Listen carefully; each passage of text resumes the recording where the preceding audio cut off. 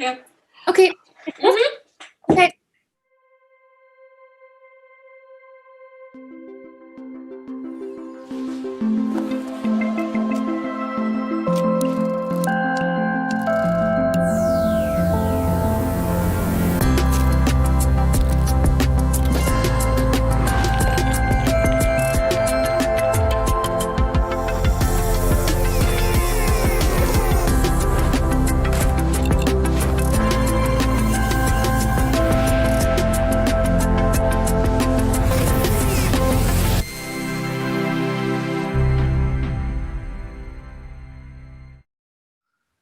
Hello and happy Friday, everyone. I'm here today with Amelie Satzger, another photographer from Munich, and I'm filling in for Emma.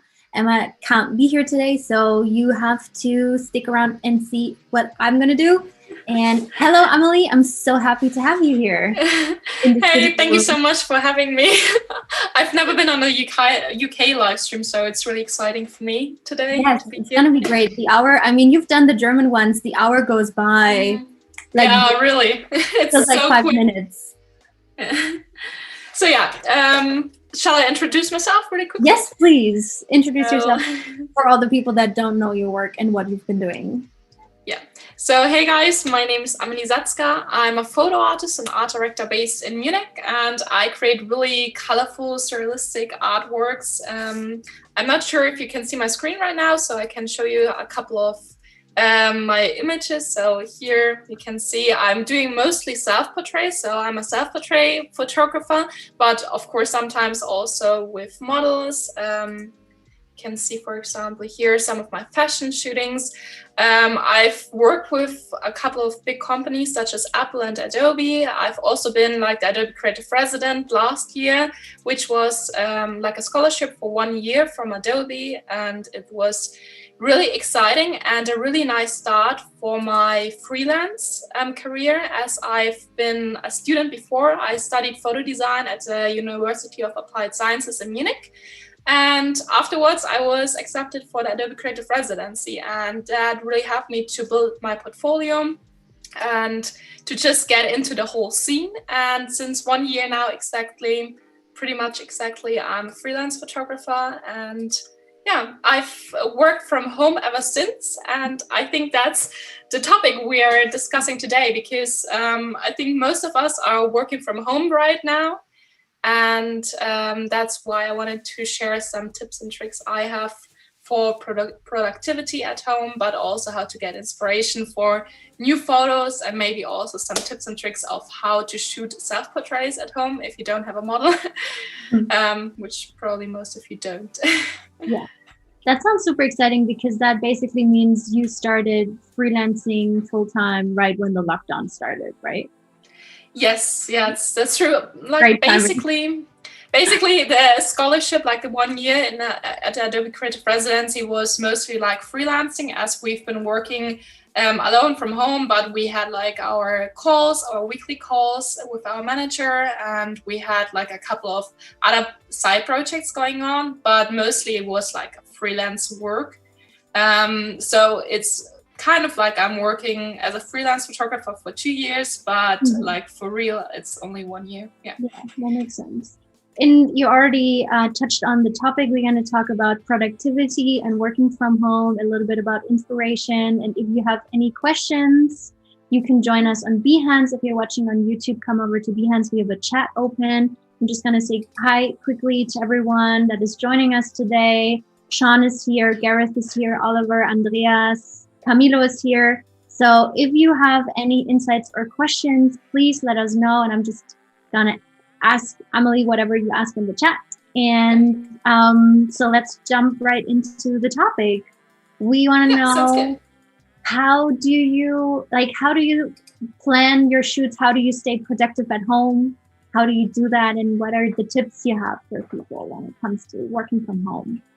So yeah, first of all, I would like to jump into how to get more productive working from home, because that's like a topic I've been really concentrating at for the last year, because at the beginning, honestly, it was really difficult for me. And I had like the schedule from uni, and I also, of course, worked in some agencies like during my studies. And I also had like this boss who said what to do and what not to do. I had working hours. I went out of my room and to the working space. So actually working from home was quite difficult from the beginning. And there are a couple of things that I think are really helpful to get more productive from working from home.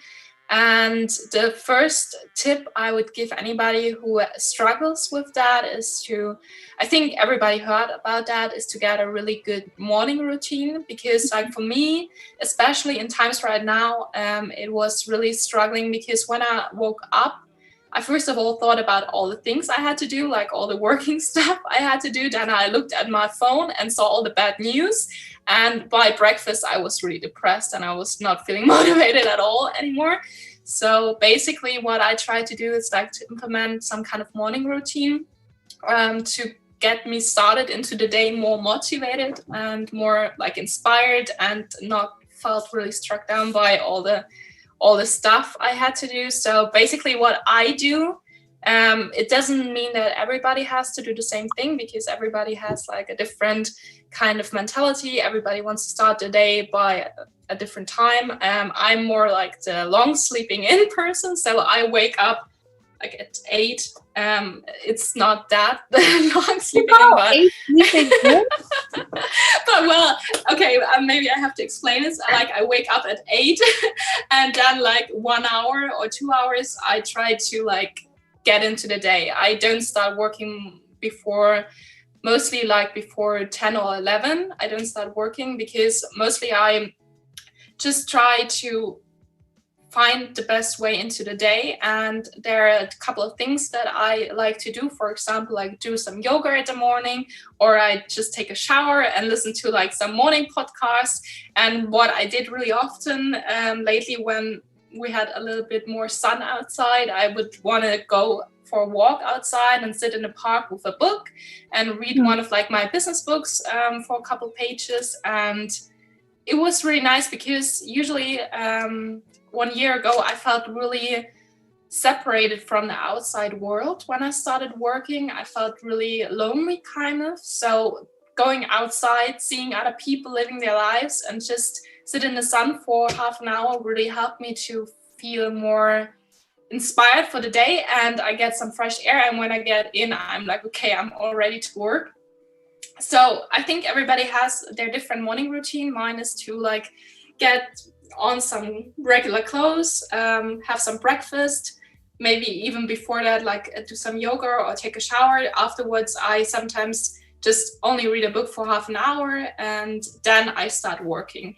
And that's like the thing that really helped me to get like a good mindset to start into the day and to feel more inspired.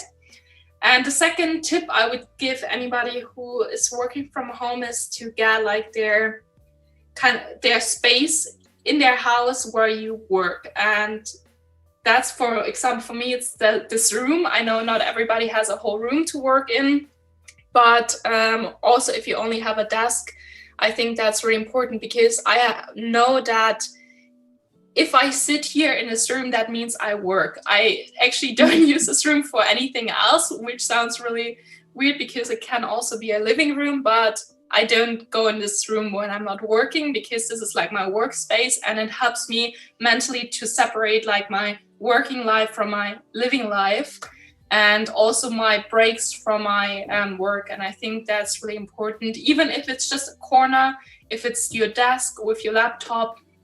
So I think this is something you should maybe consider if you feel unconcentrated and switching from the sofa to your bed to work, because I think that's something which might be comfortable if you're working from home, but not always be the most successful. Yes. So yeah, that's another thing I really found myself being useful, to have like my working area, to go in there, and then I'm like, okay, this is where I work.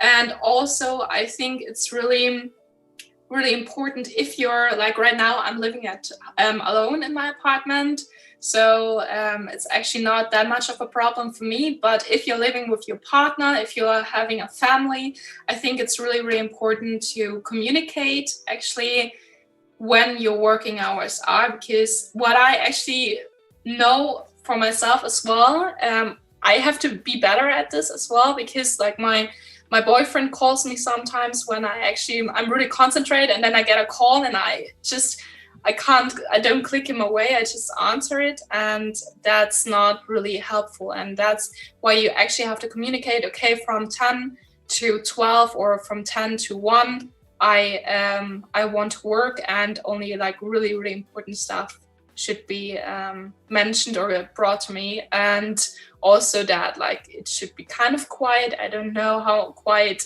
everybody needs it. For me, if I concentrate, I need it to be quiet. Yeah, so I think communication is really important, especially if you're living with other people in your apartment. So yeah, that was another tip for how to get better in working from home. And I think it's also really important to schedule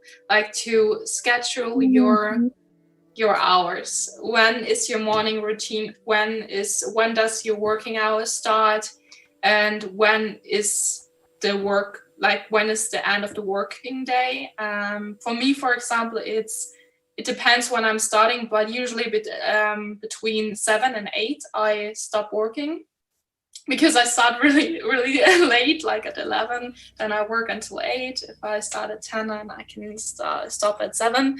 That's just what works for me. Not everybody, like I know people who stop working at 4, but they start really early as well.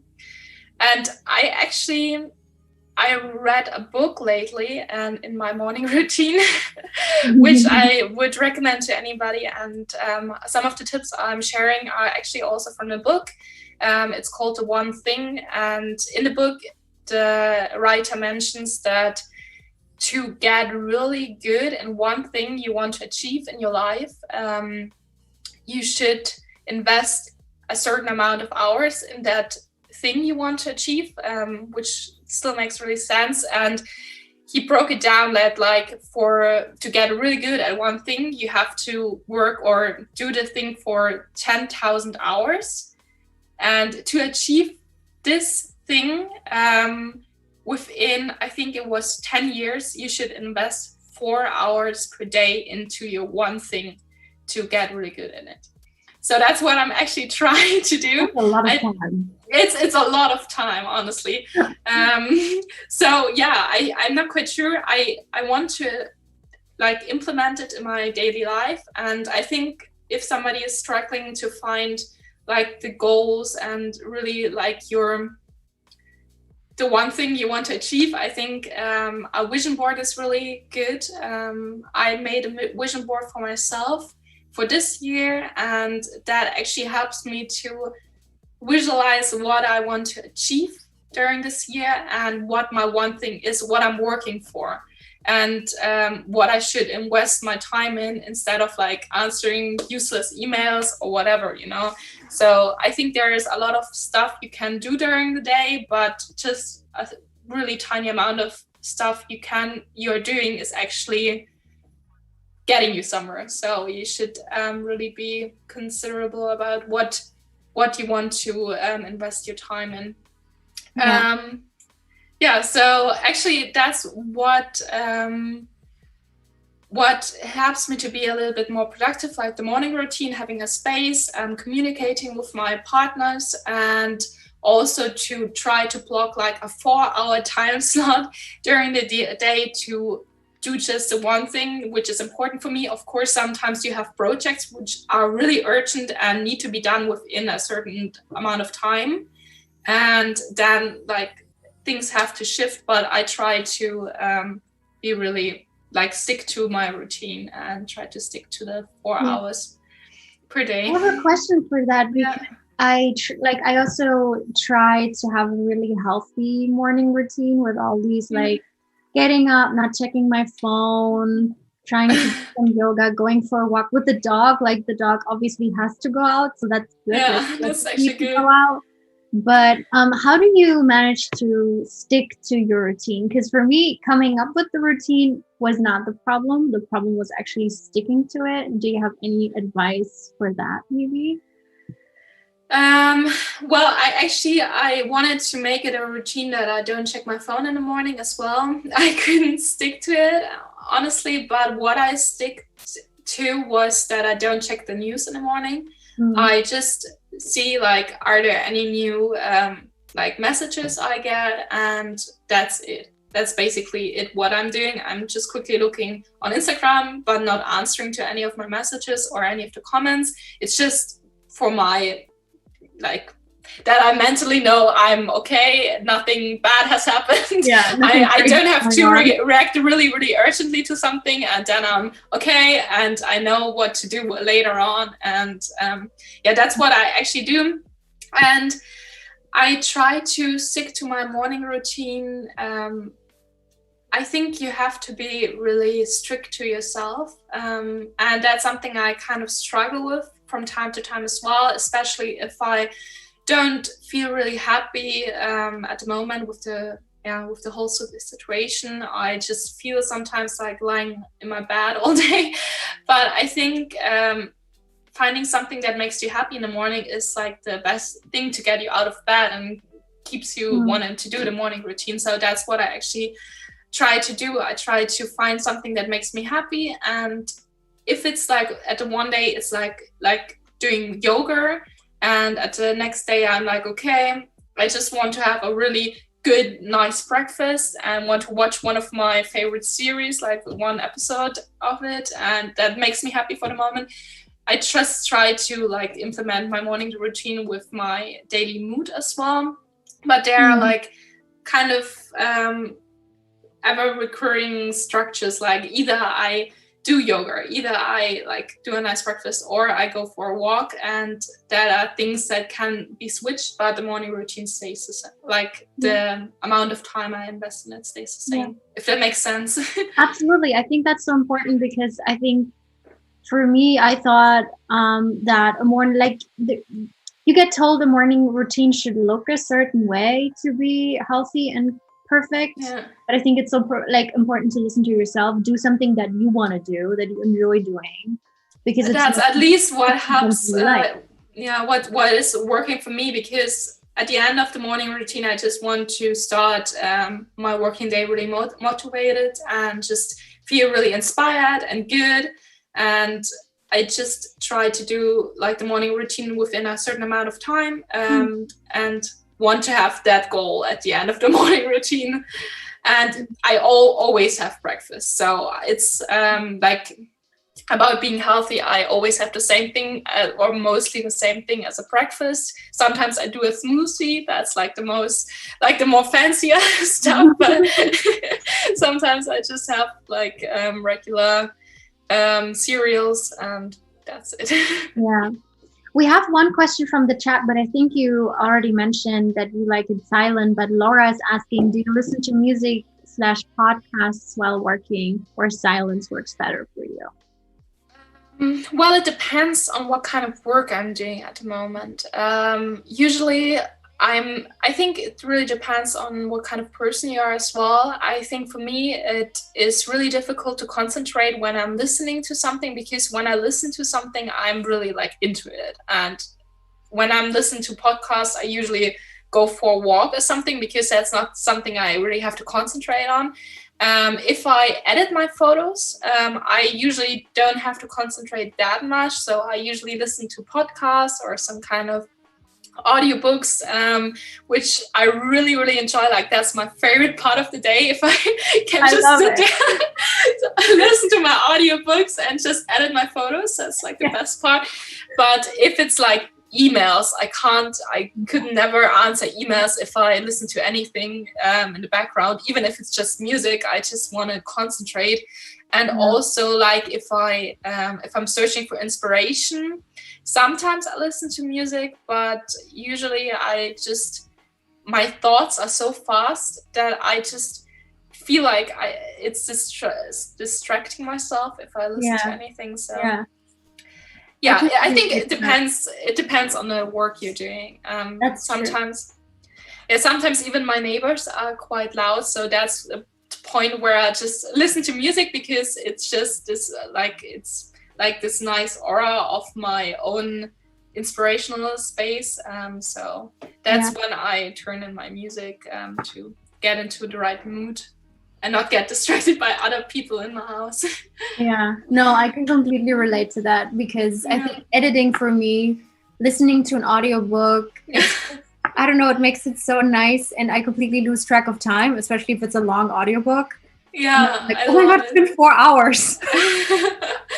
It's actually, I always search for I'm always, okay, when can I edit again? When do I have time to shoot to have something to edit? Because I want to listen to this new episode of whatever audiobook I'm listening to.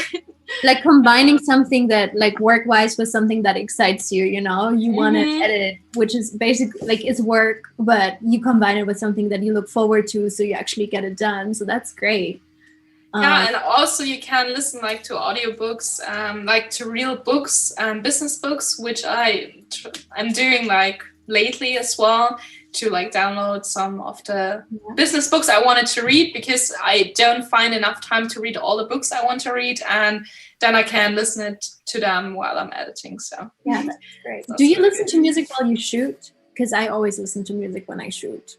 Yes, sometimes I could definitely listen to music while I'm shooting, and when I a couple of years ago I used to do it, because usually the music inspired me for my photos, and that's why I wanted to listen to that song especially, which inspired me for this photo at the shooting. But right now I could, but sometimes I just forget, honestly. I'm just so excited to shoot a new photo that I just totally forget to turn in some music. So but sometimes I do, yeah. That's I blast music, especially when in the studio. It has to be as loud as it can be before the neighbors complain. Yeah, but in the studio it's something else, because in the studio I have the feeling you have to motivate the whole team. The whole team has to be in the same mood, and the whole team has to be inspired, motivated, and I think music is the best thing in the studio to have. Yes, it's the best. Setting the mood, and everyone excited. We have another question about your self-portraits. Do you shoot your self-portraits in a special studio, or any room works? Any room works. I'm usually shooting it in this room, on this wall actually. I think for me every room works. The only thing you have to consider to have enough space to put the light away, and also the tripod to have enough white in your room, that's wide enough. I think for this room it's the minimum amount. It's really difficult sometimes. I have to put my tripod on my sofa over there, and my my soft boxes are right in the corner. but it's fine for me. The images turn out the way I wanted to. So yeah, I think it's all about making work what you have, working with what you have. And I think so too. Then you can make great things. Right in the beginning of the pandemic, I did some shots just in my kitchen, because my apartment is also tiny. So it was the only place where I had some sort of space. But if you have you can even use paper as a backdrop. You don't need anything fancy. I don't know. I think, do you use tape too? Because I just taped the paper to the wall. My wall looks horrible, honestly. Yes. And then I ripped it up, and some of the wallpaper came off. I have to move out of this apartment in a week, and I have to clean this wall now, and I'm oh shoot, no. I really ruined this wall, honestly. Yeah. Because I think if you use masking tape, this tape that's not super strong, because I made the mistake of using gaffer tape, the super Me too. strong it's one, just ripped. And then you rip off the wall. So, but the thing is, you can do really cool things with really easy stuff you find at home, and you can make small spaces work. You can make the restrictions of being at home work. I think sometimes maybe even restrictions are good for creativity. I don't know if it's how it is for you, but for me, I feel like sometimes when you have a million options and you could do whatever you want, it's just a bit overwhelming. So difficult. Yeah. I need my boundaries. I need like the limitations of what I should create, and then I can spark up. That's exactly the same for me. I think working from home opened my eyes to so many things, that objects that are actually lying around and can be used for good photos. And I think that's like one of the good sides of the pandemic, because actually I created a lot of like good photos which I maybe would have come up with if the pandemic didn't happen. Yeah. And also I realized how I'm not really dependent on anything. Like I can make it happen myself, and that's like a really kind of good feeling, you know. You're not dependent on anybody. You can do it yourself. Books for photos. You can use your plants for photos, or your silverware in the kitchen. So there are so many things you can use in your household which you maybe haven't thought of, and that's what I realized. Actually before that already, but during the pandemic it was just like, because of the limitation, it just caught my eye. Yeah, and that's kind of almost answering the question that I had next, is like, what are you going to continue? Like, what have you learned in the last year? What do you think you're going to continue doing that has inspired your work, or that you actually found out that you like it and it's beneficial for your work? Actually, I think it's something that maybe didn't come in the first place with the pandemic, but the pandemic showed me that it's possible. It's because when I started photography, it was always self-portrait, and I was always like, okay, I can do this, but how long can I do this? Because nobody's gonna hire me for that, and that's so bad. And I have to shoot models, I have to go in the studio, I have to be like a fashion photographer, whatever. And I always felt out of place with this stuff, because it was not 100% what I wanted to do. And during the pandemic, I actually was hired for some really big jobs where I could do my self-portraits. And I could do it right from home, and I could do it with like the really cheap construction paper I bought on Amazon. And I was like, okay, that's so weird. How did this happen? And that actually opened my eye that the thing I always wanted, like to do self-portraits and earn money with that, and be creative and be like my art director and a photographer in one, is possible. And that's a really awesome feeling. And it's something I never considered before. Yeah, that's amazing. I think we've seen so many people doing amazing self-portraits that it just takes this art form to another level, that people are now seeing how difficult it is to do self-portraits, because I think we can touch on that later on. Like, I think it's very difficult to do self-portraits, because you have 5 different roles in this moment. You're like art directing yourself, you're the photographer, you're the model, you do everything. You do the job of what easily could have been done by 10 people, and still being the one in front of the camera. I think that adds just so much more pressure to the whole scenario. But what I think is also so cool is that in order to create amazing work, you don't need a super fancy studio or setup or whatever it is people think it takes to create amazing photos, because I guess the story behind it, or the idea, is so much more important than like the newest equipment. I think, that's something I realized last year as well, that it doesn't have, no matter like how big the company or whatever is, the end result is counting, you know? It's not like how fancy you do the shoot and whatever. If it's like, usually it's not that. It's like, how does the end result look? Does it look good? And if it looks good, you can have like your own specific way of how to shoot it. And it works for me here in my studio. And I have my soft boxes and I have my camera and my iPhone, and yeah, I'm really happy that I can do it actually alone. And I think it's so funny because you said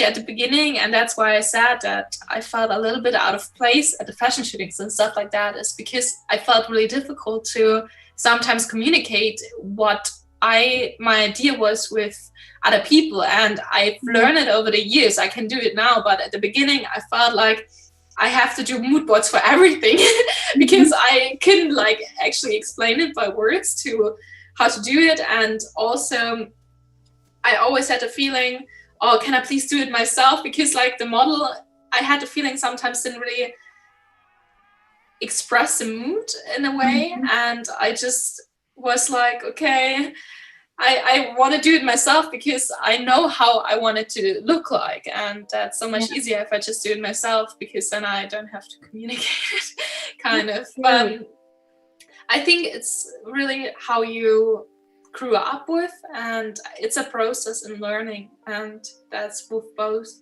ways of how to work.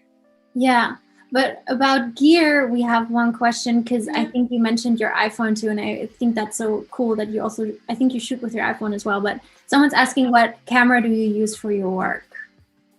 I have a Canon 5D Mark III right now, and I have like two favorite lenses I usually use. It's my 35 millimeter 2.0 and my 50 millimeter 1.4. So that are like the two lenses I usually use. I have my old camera still, like my 6CD, and then I have my iPhone 11 Pro, and that is the gear I usually shoot right now. I think I'm pretty soon getting like a better camera, because like my Canon 5D Mark III is kind of old, a little bit outdated, and I realized filming is not the best quality anymore, but it's okay so far. So yeah, that's the equipment I'm shooting with. Yeah, I think it's also so interesting that you try out different ways of shooting, because at least I'm admitting now that I completely stalk your YouTube videos. So that they're so like shooting with your iPhone at home, trying all these things out. I think that's really cool. And the next question about that would be, how do you find inspiration for your projects that you then do at home with the limited space you have and the limited resources we have at home? How do you do that? Yeah, it's actually one of my favorite things. I actually love to get like new ideas. It's something I'm really craving, and one of my favorite parts of my work. And there are a couple of tips I have how to get inspiration. So I think this question is one question I get like really regularly, because obviously like my images are usually like really surrealistic and a little bit more like with fantasy and stuff like that. So one thing I would really highly recommend anybody, and it sounds really obvious, but to get like image archive in your head, to look at a lot of different images and just remember them, take them in. And I think that's really important, because if you are looking for an idea, or if you want to get inspiration really quickly, you can just go back to this archive, and maybe you see maybe it's a fence outside, and then you remember one image you saw at some other day, and then you can combine these two ideas you have, and it creates a whole new image. And I think that's how most of like the really good images and ideas are created. And that's why I'm usually like looking, or I like to go to museums if they are open. I like to also watch movies and stuff like that, but that's another tip I want to give you. But also like in movies, there are like images, and they are like really significant images in some movies if you're watching the right ones. For example, the Great Budapest Hotel is a really amazing one for me. Like it's from colors, it's just amazing. Yeah, and of course Pinterest is like a really good platform, and all social media but I really try to not look at other photographers on social media too much, because sometimes I have the feeling like I had an idea and then I see a similar idea and then it just overwrites the idea I had. But I just sometimes, I think it's still good to have like an archive of images in your head. And I also look at in Pinterest, I look at a lot of images. And if I'm really looking for new ideas, I sometimes just scroll through Pinterest and see one idea, and then this thing happens, what I just mentioned. Like there's an idea because I saw another image before that, and it sparks, like it melts together with the image I just see in Pinterest, and then like something new is created. And I think that's a really beautiful thing you can do.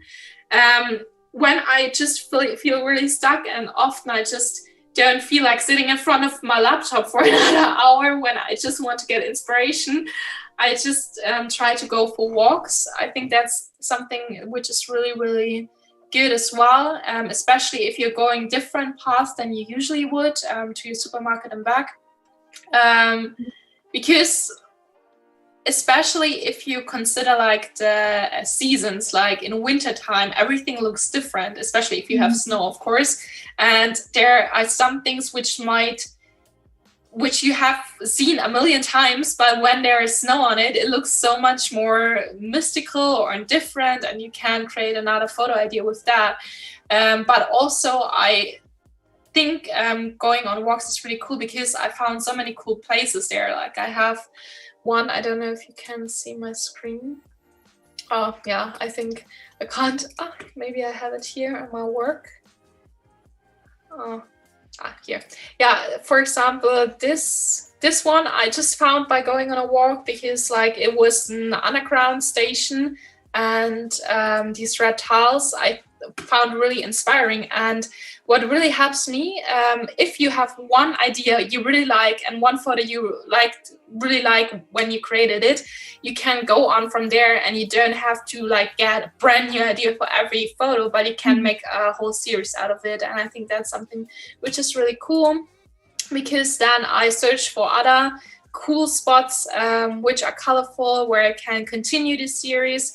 And this was a stadium in Munich, and then I found like these blue garages, which okay, I guess this was another underground station. And honestly, because of the first image, I searched for other places which are colorful and fitting to the series. I think everybody knows that, like, or not everybody, but it's an underground station, a pretty famous one in Munich, like the pretty central one. And that's actually what I was talking about. That was like a place I only found because I had a walk. I went on a stroll out there, and it was like a basketball court with, it was like really artsy, because it was really that hilly there. I was like, did you do that? Did you walk the... No, it was like that. And I found it, and I was like, wow, that's so cool. I want to do a photo in there. And it fitted really well to the series. So I think going for walks is really good, because so often you find something really, really inspiring in there. For example, here as well, I found these garages actually before that, but I went back for that. But here, that's actually a school where we just went into without asking, and I don't know why, but they had like all the walls really colorfully painted. That's really like, are the colors, did you change a lot of the colors in the images, or did you just enhance the colors basically? I would enhance the colors. Like it was really orange, it was really blue, it was really green, but obviously you can see it a little bit, like the light inside the building was not too good, and I didn't have any external light with me. So basically I had to enhance the colors and like make them a little bit pop out. Yeah, lighten it up a little bit. But they were like the same colors, like it was blue, orange, and red. Yeah. And tying that into like working from home and productivity a little bit, do you basically block time either each day or like a time a week where you just sit down and do research or like find inspiration? Or is that something that just happens when you have a new project? Like, is it something you schedule and plan, or is it something where you like, oh no, if I have a new project, then I'll do it at some point? I think it's important to schedule it at some point. Honestly, for me right now, it's like my favorite part of the days. It's my favorite part of the week. Let's say that I can't do it every day, so I just used to do it really naturally. Like if I have a break, if I'm like eating my sandwich or whatever, I'm just scrolling through Pinterest and get inspired. Or in the evening, sometimes I just go on my phone and scrolling through Pinterest. But what I try to do is like schedule one day where I actually do new YouTube videos and also new social media photos, which basically means that in the morning time I would scroll through Pinterest and get new inspiration, and also even maybe go on a walk. And that's the time where I get the inspiration. And I try to do it every Monday. It doesn't work out that well, to be honest. Sometimes it becomes a Tuesday, sometimes it's Friday, but I try to be more strict about that for myself. But I know, like, yes, I have days where I shoot new photos, and that are the days where I try to find new inspiration. And also, like, it's my hobby to look at nice photos, so I guess that's kind of good.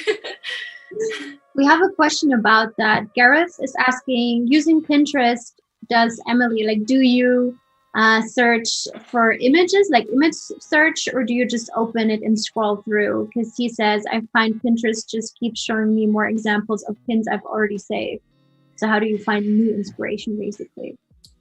I think that's a really good point, because I have like one folder, not one board, it's called on Pinterest, where I have like all my new inspirational photos. And I had the same problem. Like at some point I usually went on one of the posts I did. Like at the beginning, I just looked for like surreal photography, creative photography, blah, blah, blah, some keywords like this. And when I found pieces I really liked, I just saved them to my board. And then I went on from these posts, like from these pins I did, I just scrolled down and I saw, okay, this is one image I, for example, really like.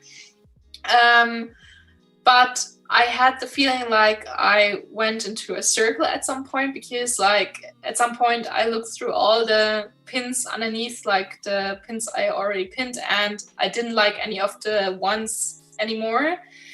So I think it's important to just start over with your search from time to time, and just search for maybe artists you really like. For me, that's, for example, René Magritte. I looked up a lot of images on Pinterest and paintings of him, and then from there on I would see like other photographers who did similar work as René Magritte, and then I saw like them. Then I found some really awesome new photographers. I would Google them, found their website and stuff like that, and get inspired by these photos. And I think it's like it's a chain. You come from one end and it goes on and on. But I think if you only have a couple of pins on your board, at some point you are stuck, actually. I think you have to find new keywords to search for and pin new pins.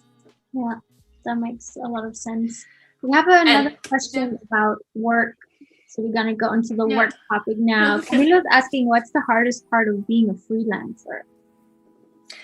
The hardest part of being a freelancer, that's definitely, if you have, for me at least, it's having no colleagues. It's really difficult for me. I found some other freelancers which are like really fun to work with, because you can communicate with them. But I think for me, especially at the beginning, it's like the toughest part is to don't have anybody to ask for help, to don't have anybody you can ask for advice, especially if you have some job offer and you don't know how much to charge for. And I literally had this problem like a couple of weeks ago, where I was really struggling with pricing my work. And I usually know that, but there are always like new platforms, new stuff coming up, and you just don't have like a block you don't find everything on the internet, let's say that. And that's really, really problematic, especially if it's like regarding pricing. Nobody wants to tell how much they charge. And that's quite problematic, especially if you're a beginner photographer and you don't want to underrate yourself, but you don't want to lose a job because you can't afford it in times like these. That's a big problem for me, to be honest. And that's probably the worst part of being a freelancer, I guess. Yeah, I can relate to both of these things. For me, it's also like not losing the bigger picture. Yeah, like you don't, like you said before, you don't have anyone telling you what to do. You can do whatever, basically. And then I just get lost in small things. Like, oh yeah, I have to do one small thing, and I have to do this other small thing, and this other small thing, and then I completely forget about the bigger picture, and the priorities just get out of Yeah, definitely. I have days like these as well. I try to do like my to-do list at the beginning of the day, and I'm like, okay, that's the most urgent, and then I have to do this and then this. And I always actually try to like schedule like the emails at the end of the day if it's nothing like too serious right now. But it's difficult to like you have to be your boss, you have to be your worker, you have to have the whole like visionary thing of where your business can go, and also research what is new in the field you're in. It's not always easy. And most of the time it's not easy. But I think having a routine, like you said in the beginning, helps so much, because otherwise you just sit there in the morning and you're like, what am I going to do? What am I supposed to do now? So if you have a routine, if you have a plan, if you have a schedule, I think for me also that helps productivity to like by 100%. Otherwise, I would just sit there not knowing what to do every day, every morning, being overwhelmed. Yeah, that's so true. And I think it's also really important to take yourself like some days where you really think about where you want to head, like to, as you said, to keep ahead of all the things, like to know what is important, what do you want to do. And I try to do like every month since this year, to write down like my really main goals for the month, where I said, okay, this is important this month. Everything else is an add-on, but that's where you have to concentrate on. Yeah, for sure. And that actually helped me. Like I stick to like the main things I put myself down for each month so far. That's really good. That's really good. I'm still a bit of like, oh, I need to do this. Oh, I need to do that. Oh, that's here, there. So I really have to focus really hard to stick to my goals. So I'm a person that has like a lot of post-its on the wall, a lot of calendars. I tend to write things down just to like remember and not lose track.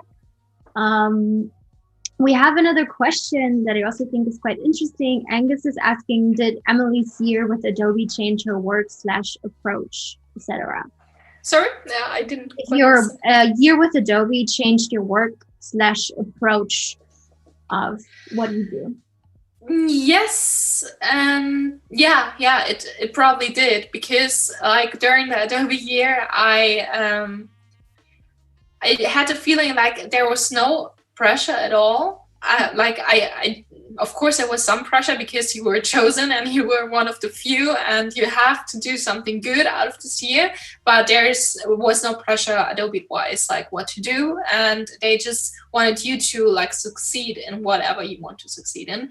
And for me it was always like doing big projects, doing like the crazy stuff, like the really expensive, like the things you would never do when you wouldn't be in the Adobe year. And after a while, I realized like organizing like all the big things, all the big projects took so much time that the actual fun stuff was so small for me. And that's where I wanted to take a break and was like, okay, I need to go back to the roots and do like a self-portrait challenge for myself to just get inspiration and get the things rolling again, because I felt kind of stuck. And that's when I did like my 24-day series, where I took one photo each day in December until Christmas. And I did this, and after that, like a lot of jobs were rolling in because of this project I did, and not because of the other big projects I did, but because of this one tiny thing, which was like my fun get inspiration again project. And that's where like this light struck, and I was like, okay, that's what I can do and what I love to do. And that's what really helped me during the Adobe year. Yeah. I hope that was the question. I'm not quite sure. I think that was. I think you answered it pretty well. Okay. Yeah. Yes, absolutely. So I think we touched on productivity, working from home. We touched on inspiration. So a little bit, I really want to know what you have planned for the future. Like what do you have coming up? Is there anything people should have an eye on? And just yeah, actually, like this year, I wanted to be like, I'm a little bit more educational. And that's why I started a YouTube account, and you can follow me.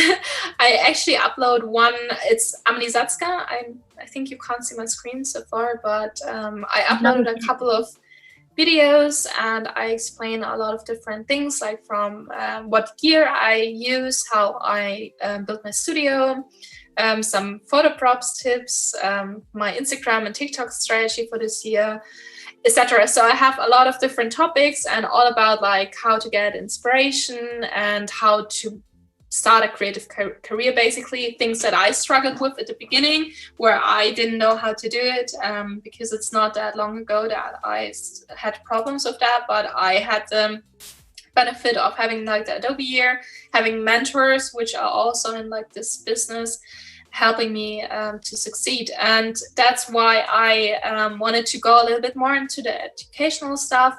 I have, as I said, my YouTube account, but I'm also on Skillshare. And that's actually one thing I really want to concentrate at. I created already like 2 Skillshare classes, and one was like my Skillshare Live. And I think like the one was really, really successful. Like both were kind of successful, but this one was really successful. And it's just really fun for me. Just like telling people, like showing people how to do stuff. And the fun thing about that is that it was actually created much faster than my first course. But also it was like, I just showed them how I did it, but it's nothing near to like being perfect or doing it the right way. And that was just like really nice to see that people really appreciate you being like yourself, kind of. And that's what I'm trying to do. I will create a couple more. Like I usually create one YouTube video each week. I'm just like in the middle of like a really big project, so I skipped last week and I'm moving next week. So I hope I can still I hope I can create a new video for next week. But usually I do it every week. And Skillshare classes, I try to do it like once every 3 months.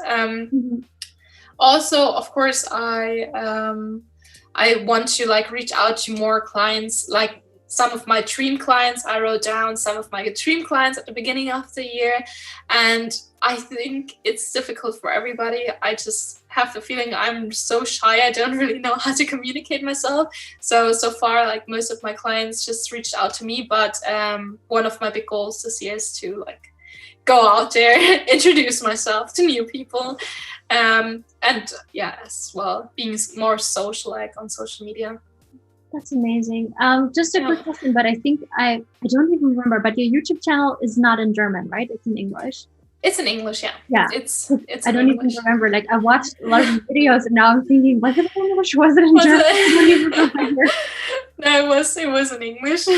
Yeah. So everyone, you can go check it out. Tim put the link to your YouTube in the chat. So go give Amelie a follow and check out her videos. They're incredible. And of course, like my Instagram account, you can also like check out like Reels. I've been really active on Reels, and I usually show, like in my Reels, I show people how I create my images. So if anybody's interested in like seeing behind the scenes stuff of how I tape on the wall. I see gaffer tape on the wall. Yeah, there was gaffer tape. That's the reason why the wall is not that nice anymore. But yeah.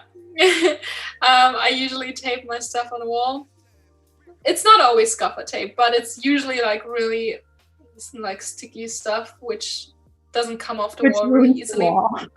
Yeah, which ruins the role basically. But yeah, I just wanted to mention that you can see some of my behind the scenes videos on Instagram as well, and on TikTok I'm as well, but I don't know if anybody is over there. So I'm always at every platform, Amelie Satzger, if you want to check out my stuff.